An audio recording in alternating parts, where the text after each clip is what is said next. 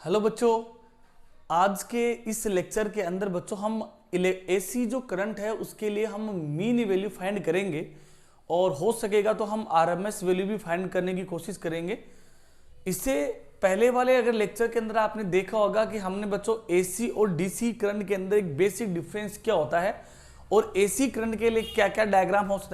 सकता है, AC current को हम कितने टाइप से या कौन कौन से टाइप के अंदर किस टाइप से आई और टी के बीच में कर्व बनता है वो हमने पढ़ा है। आज के लेक्चर के अंदर हम लोग मीन वैल्यू फाइंड करेंगे एसी करंट के लिए, और मीन वैल्यू फाइंड करना क्यों इंपॉर्टेंट है और ये हम कैसे फाइंड करते हैं वो चीज हम सीखने वाले हैं। तो बिना टाइम वेस्ट करते हुए इसको शुरू करते हैं। दोस्तों, ये आपके पास में से समझिए कि हमें पता है कि हम एसी करंट का जो वेव डायग्राम है वो हम इस टाइप से रिप्रेजेंट करते हैं, वेव डायग्राम, ठीक है, जिसमें ये होता है कि इस एसी करंट के अंदर यहाँ पे फर्स्ट हाफ के अंदर इसका जो एम्पलीट्यूड है वो मैक्सिमम है और फर्स्ट हाफ के अंदर इसका जो एम्पलीट्यूड है वो मिनिमम है। मतलब ऐसे भी कह सकते हैं कि आधे हाफ टाइम के लिए ये पहले पॉजिटिव वैल्यू है और नेक्स्ट हाफ टाइम के लिए इलेक्ट्रिक करंट की वैल्यू है वो नेगेटिव है। और मैं आपको बता दूं कि यहाँ पे जो ये वाली एक्सिस है दोस्तों, ये आपके पास में टाइम को रिप्रेजेंट कर रही है और जो ये एक्सिस है, ठीक है दोस्तों, ये रिप्रेजेंट कर रही है करंट को रिप्रेजेंट कर रही है।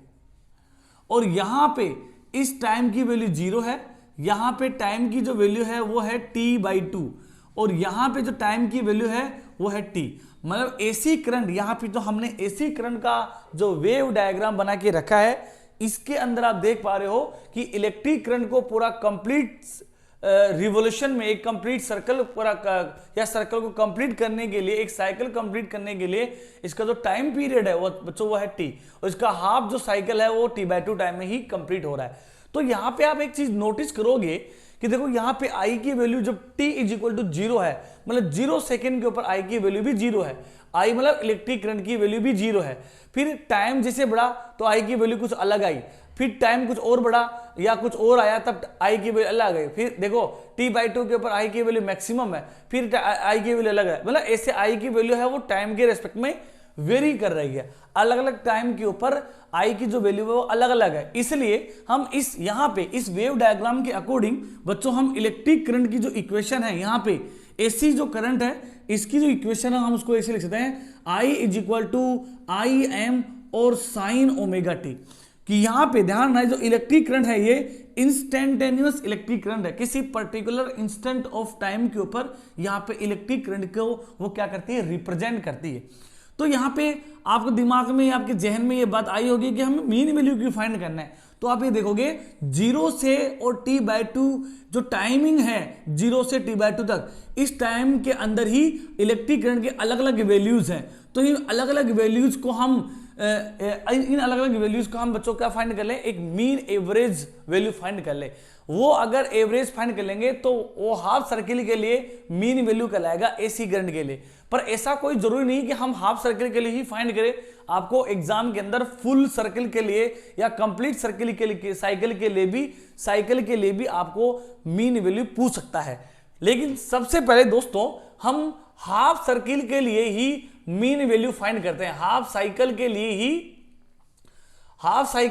ही मीन वैल्यू हम फाइंड करते हैं। मीन वैल्यू फाइंड कैसे करेंगे दोस्तों, मीन वैल्यू का जो आपके पास में फॉर्मूला होगा या मीन वैल्यू कैसे फाइंड करेंगे, देखो मीन वैल्यू हम फाइंड कर रहे हैं हाफ साइकिल के लिए। हाफ साइकिल हो रहा है 0 से t/2 के अंदर कंप्लीट, और यहां पे हम इस इलेक्ट्रिक करंट का क्या करेंगे, इंटीग्रेशन करेंगे, क्योंकि इलेक्ट्रिक जो एसी करंट है वो 0 से t/2 टाइमिंग के अंदर अलग अलग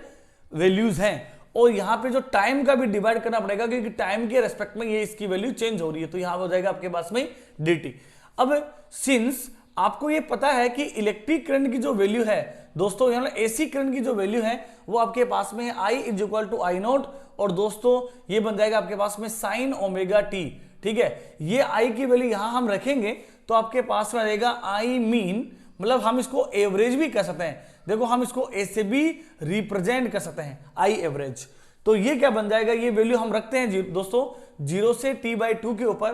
ठीक है, इसको इंडिकेट करना है। और I की जो वैल्यू है वो आपके पास आ जाएगा Im और आ जाएगा sine omega T into dt, upon यहां बन जाएगा आपके पास में 0 से लेकर t/2 तक, ठीक है, और ये बन जाएगा आपके पास में dt। जो वैल्यू कांस्टेंट है हम उसको बाहर निकाल लेते हैं। देखो क्या से, देखो हमें आई मीन फाइंड करना है, तो देन ये देखो यहां पे आई एम है दोस्तों, वो कांस्टेंट है, क्योंकि आई एम की वैल्यू कांस्टेंट, ये टाइम के रेस्पेक्ट में वेरी नहीं करेगा, तो जो वेरी करेगा उसको हम इंटीग्रेशन के अंदर रखते हैं, तो t/2, और ये बन जाएगा sine omega t into D T, और अपॉन यहां पे इसका इंटीग्रेशन जो है, या इसको भी हम इसको साथ ही कर लेंगे, और इसको इंटीग्रेट कर रहे हैं t/2 तक, और यहां जाएगा आपके पास में dt। जब इसको हम इंटीग्रेट करते हैं, ठीक है, जब हम इसको इंटीग्रेट करेंगे तो देखो आई एम तो आगे इसका इंटीग्रेशन आई एम, और साइन ओमेगा टी का, क्योंकि आपको साइन ओमेगा टी का इंटीग्रेशन का फॉर्मूला आपको पता होना चाहिए। साइन ओमेगा टी का जो इंटीग्रेशन का फॉर्मूला होता है दोस्तों, वो होता है माइनस, बन जाएगा आपके पास में कोस ओमेगा टी, और टी के मल्टीप्लाई में या टी का जो प्रोडक्ट है वो ओमेगा है, तो ओमेगा का डिवाइड लग जाएगा, और इसके लिमिट्स जो हैं वो है 0 से लेकर t/2 तक, और यहाँ पे आपके पास में dt का जो इंटीग्रेशन बन जाएगा वो बन जाएगा आपके पास में t, और इसकी लिमिट है 0 से लेकर आपके पास में दोस्तों t/2 तक। ये हम लिमिट रख देते हैं। देखो यहां पे आप देखेंगे, यहां पे आई जो मीन है, आई मीन मतलब एवरेज जो करंट है वो क्या बन जाएगी आपके पास में आई एम, और ओमेगा को भी आप क्या कर लीजिए, बाहर ले लीजिए, तो आ जाएगा आई एम अपॉन ओमेगा, ठीक है, और यहां पे कोस ओमेगा टी को हम ऐसे रख लेते हैं, कैसे, माइनस कोस ओमेगा टी, और इसकी लिमिट है 0 से लेकर t/2 तक, ठीक है, और इसको हम कैसे लिखें, अपॉन यहां पे देखो t की हम लिमिट रखेंगे, तो t की पहले हम रखते हैं upper limit minus lower limit, तो t की वैल्यू रखेंगे t/2 और माइनस करेंगे, तो यहां बन जाएगा आपके पास में t/2 माइनस 0। ऐसे ही दोस्तों यहां पे ये बन जाएगा कैसे, आई एम अपॉन ओमेगा, और t/2 को थोड़ा सोल्व करेंगे तो बनेगा t/2, और यहां पे और वो माइनस का साइन भी मैं बाहर ले लेता हूं, फिर इस कोस के अंदर रखेंगे दोस्तों, कोस ओमेगा, और t की जो वैल्यू है वो पहले रखेंगे t/2 माइनस, और क्योंकि माइनस तो हमने पहले बाहर ले लिया है, और फिर रखेंगे कोस ओमेगा टी, और t की वैल्यू कितनी है 0, तो बनेगा कोस 0,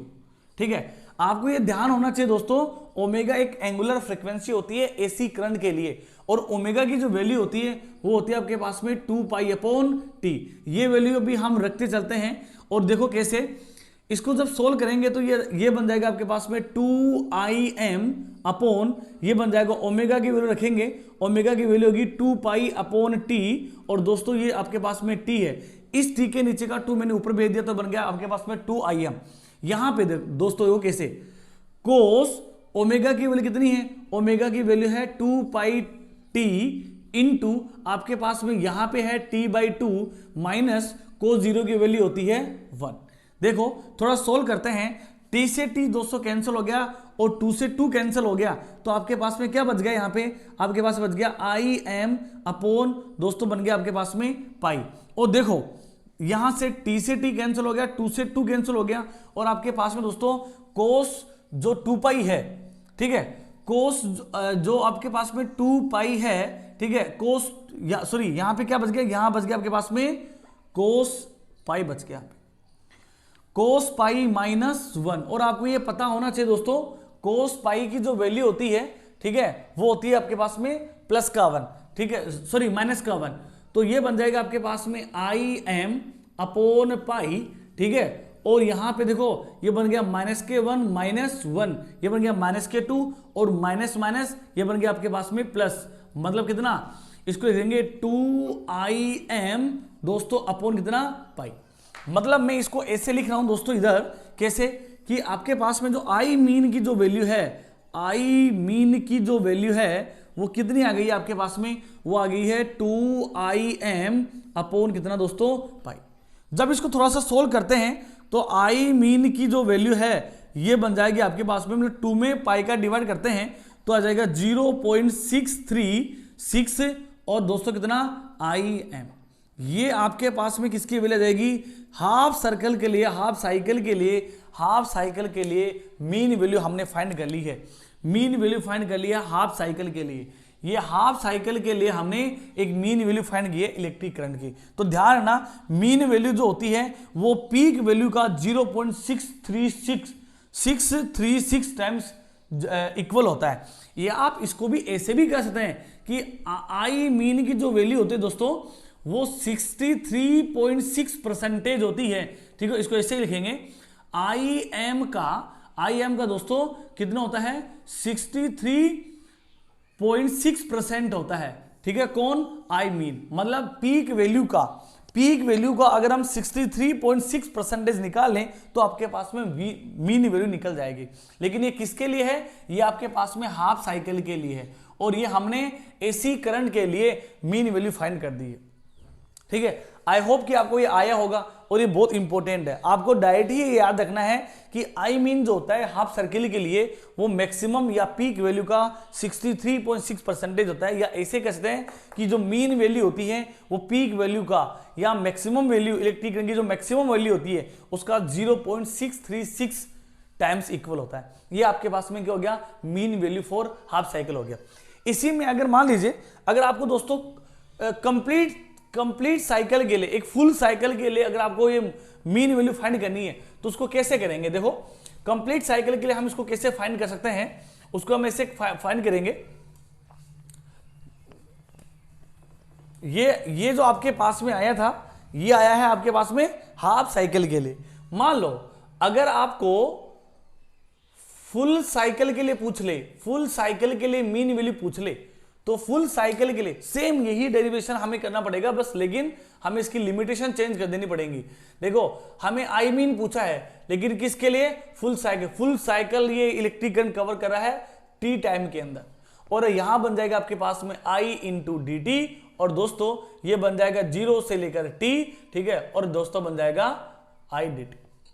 इसको हम यहां पे करते हैं दोस्तों क्योंकि हमें पता है आई की जो वैल्यू होती है वो कितनी होती है, आई की वैल्यू होती है I am sine omega T. ये वैल्यू यहां रखेंगे तो आपके पास में क्या बन जाएगा, 0 से लेकर टी, आई की वैल्यू रखेंगे आई एम, और हो जाएगा ये आपके पास में sine omega T into D T, और यहां पे ये बन जाएगा आपके पास में 0 से लेकर टी और डी टी। ठीक है, जब हम इसको थोड़ा सा इंटीग्रेट करते हैं, देखो आई एम आ गया आपके पास में बाहर, और साइन ओमेगा टी का जो इंटीग्रेशन है, या इसको ऐसे रख लेते हैं एक बार, 0 से लेकर टी तक आपके पास में जो sine omega T into D T, और दोस्तों यहां पे डी टी का जो इंटीग्रेशन हो जाएगा ये आपके पास में टी, और लिमिट देगा 0 से लेकर T by 2, sorry T complete circle के लिए निकाल रहे हैं, फुल सर्किल के लिए तो 0 से लेकर टी। आपको यहां पे ये ध्यान रखना चाहिए, ये पता भी होना चाहिए कि 0 से लेकर टी की वैल्यू मैक्सिमम, और साइन की वैल्यू दोस्तों यहां से लेकर यहां तक 2 बार मैक्सिमम, 2 बार मिनिमम, या 2 बार 0 हो रही है, तो यहां पे इसलिए दोस्तों 0 से लेकर टी साइन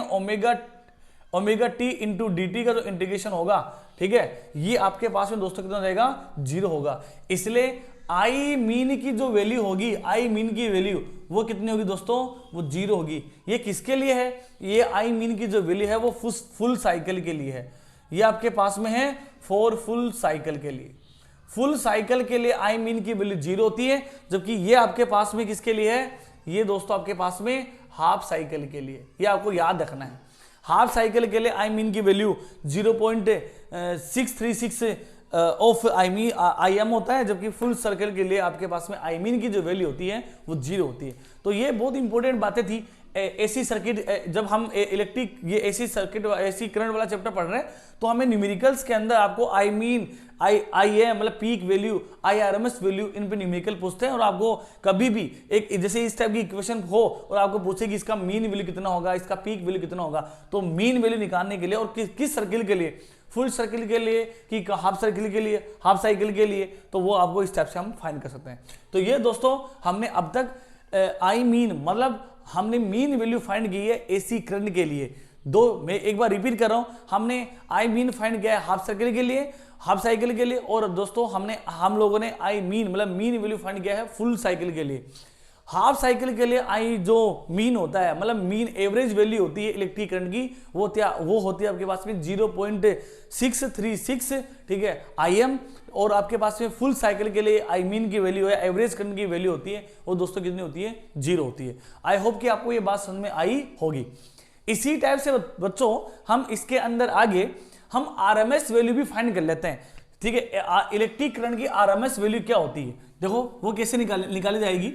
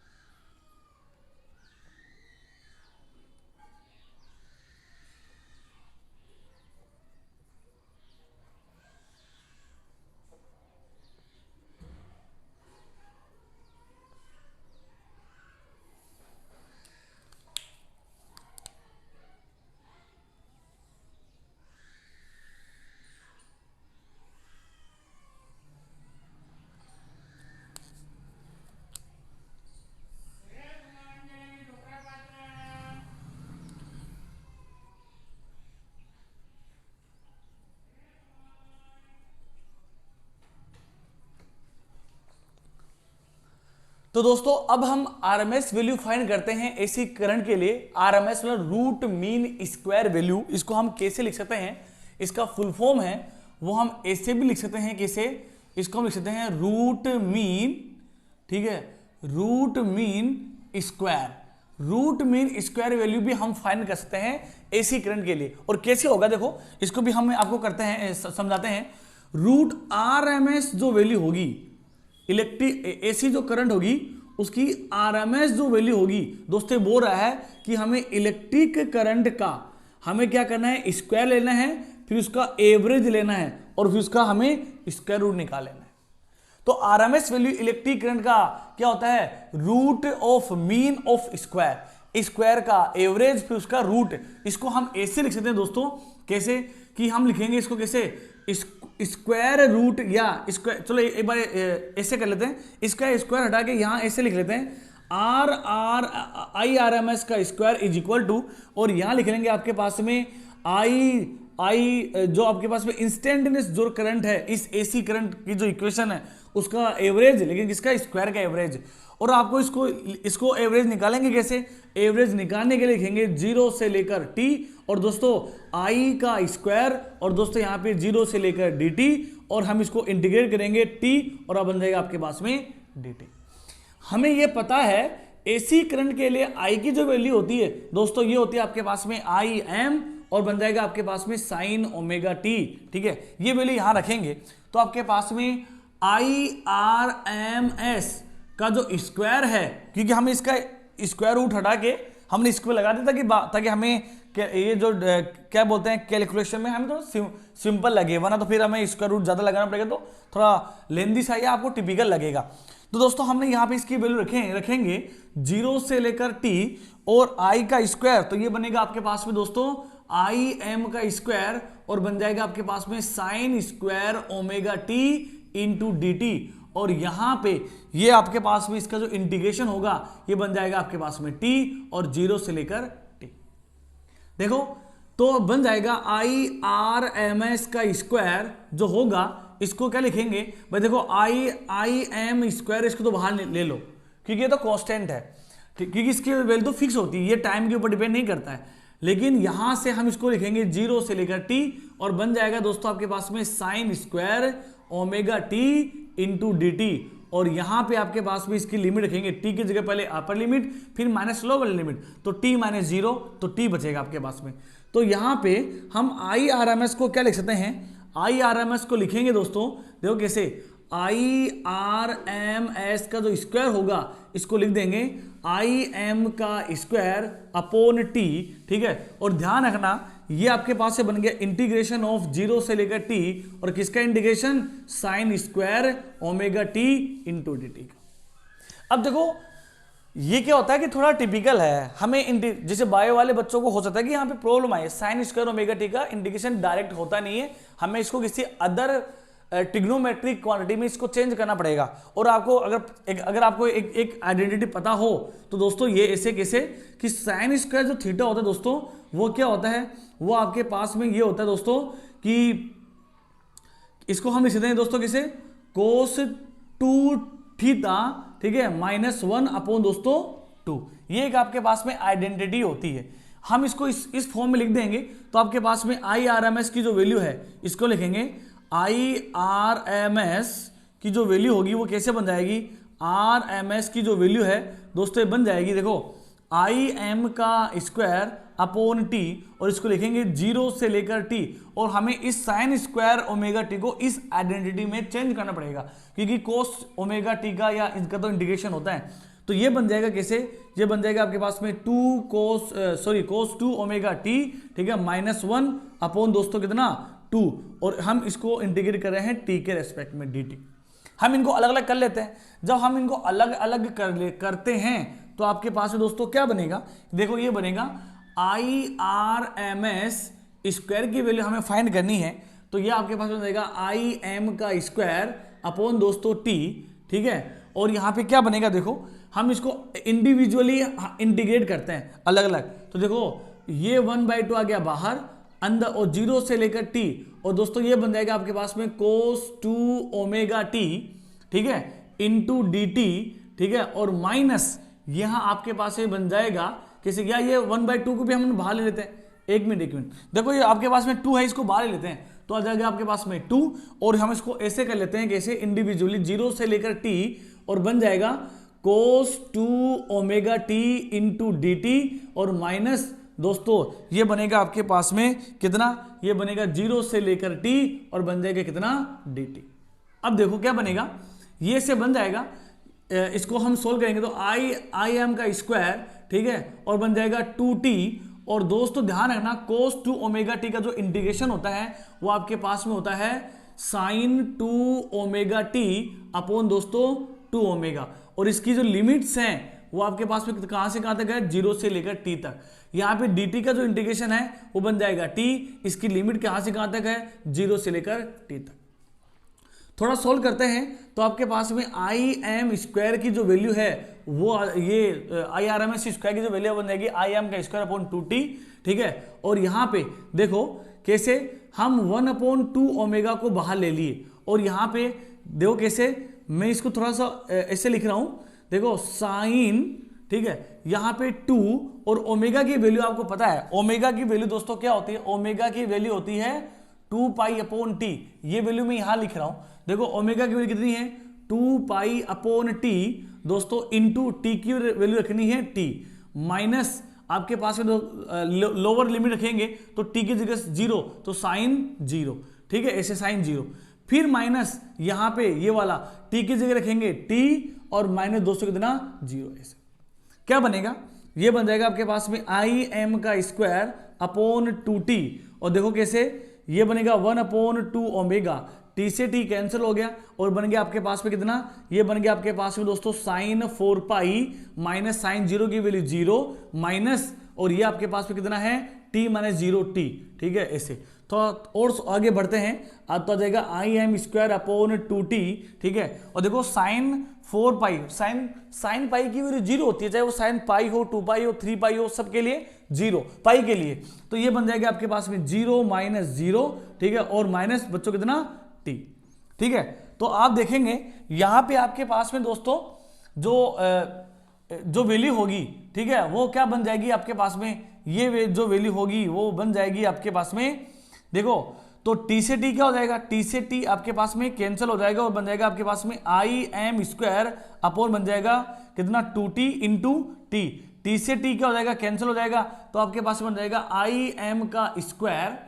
ठीक है, ये बन जाएगा आपके पास में IM का स्क्वायर, ठीक है, और यहां पे सॉरी ये वैल्यू होती है +1, मैंने गलती होगी, यहां से होती है +1, ऐसे प्लस, ठीक है टी। तो आई एम स्क्वायर अपॉन ये बन जाएगा आपके पास में कितना 2। और ये किसके इक्वल चल रहा है, थोड़ा सा मैं यहां पे इसको मिटा रहा हूं, देखो किसके इक्वल चल रहा है, ये आपके पास में आई आर एम एस जो स्क्वायर है वो चल रहा है किसके, ये चल रहा है किसके इक्वल, आई एम का स्क्वायर अपॉन 2 के। इसका स्क्वायर रूट हटाएंगे, सॉरी इसका स्क्वायर हटाएंगे तो आई आर एम एस की जो वैल्यू होगी वह जाएगा square root of I M square upon 2, ये बन जाएगा कैसे, आई एम अपॉन रूट 2। थोड़ा सा इसको सोल्व करेंगे, ठीक है, तो ये क्या बनेगा, ये बन जाएगा 0.707 ऑफ आई एम। मतलब देखो हम इसको ऐसे कह सकते हैं दोस्तों कि आपके पास में जो आई मीन की वैल्यू है, ठीक है, sorry I R M S की जो वैल्यू है वो कितनी आ गई है 0.707 ऑफ आई एम। मतलब मैक्सिमम वैल्यू का, मतलब आपके पास जो पीक वैल्यू होती है उसका अगर 0.707 निकाल लें तो आपके पास में I R M S value मतलब रूट मीन स्क्वायर वैल्यू निकल जाएगी। तो इसे हम रूट मीन स्क्वायर वैल्यू भी फाइंड करते हैं। इसको परसेंटेज में हम लिखें तो आई आर एम एस कितना परसेंटेज होता है, तो दोस्तों ये आई एम का मतलब मीन वैल्यू का, पीक वैल्यू का अगर हम दोस्तों कितना कर दें 70.7% निकाल दें, ठीक है, तो आपके पास में I R M S value निकल जाएगी, रूट मीन स्क्वायर वैल्यू निकल जाएगी। लेकिन किसके लिए है, ये है दोस्तों आपके पास में फॉर फुल साइकिल के लिए है, एक पूरे कंप्लीट साइकिल के लिए है, ठीक है। तो ध्यान रखना आई आर एम एस की जो वैल्यू होती है वो होती है 70.7% ऑफ आई मीन। तो इस टाइप से हमने आज के इस लेक्चर के अंदर बच्चों हमने मीन वैल्यू फाइंड की है हाफ साइकिल के लिए और फुल साइकिल के लिए, जबकि हमने आरएमएस की वैल्यू फाइंड की है एक कंप्लीट साइकिल के लिए। हम इसको बहुत ही मतलब अगर दोनों की फॉर्मूले अगर मैं लिखूं तो इसको मैं इस टाइप से लिख सकता हूं। देखो दोनों को एक जो आज हमने जो फॉर्मूले डिराइव किए हैं वो कैसे, देखो क्या लिख सकते हैं इनको। देखो हमने बच्चों हाफ साइकिल के लिए जो आई मीन की जो वैल्यू होती है, आई मीन की वैल्यू, ठीक है, ये इसको हम कह सकते हैं आई एवरेज, ठीक है, इलेक्ट्रिक करंट का एवरेज, वो दोस्तों आपके पास में आता है 0.636 off peak value I am की वैल्यू। ऐसे एक तो हमने ये फाइंड किया, दूसरा हमने क्या फाइंड किया है, हमने फुल साइकिल के लिए दोस्तों आई एवरेज, ये आपके पास है दोस्तों आई जो मीन है इसकी जो वैल्यू है वो कितनी है, वो आपके पास में कितनी है 0 होती है। एक हमने ये डेरिवेशन पढ़ा है और लास्ट का जो डेरिवेशन है हमने यहां पे पढ़ा है कि हमने आई आर एम एस की जो वैल्यू है वो फाइंड की है और वो कितनी होती है, वो होती है 0.707 ऑफ आई एम। मतलब पीक वैल्यू का 70.7% निकालें तो आपके पास में IRMS वैल्यू निकल जाएगी। तो आज हमने ये 3 डेरिवेशन पढ़े हैं। आई होप कि आपको ये अच्छी तरीके से समझ में आया होगा। किसी बच्चे को अगर नहीं समझ में आया है तो आप कमेंट सेक्शन में पूछ के हमसे डाउट पूछ सकते हैं ताकि मैं आपको रेस्पॉन्ड कर पाऊँ, ठीक है। तो दोस्तों अगर आपको ये वीडियो अच्छा लगा तो चैनल को सब्सक्राइब करना और इस वीडियो को शेयर करना और इसी टाइप से बच्चों आपका प्यार हमें देते रहिएगा, ठीक है। धन्यवाद।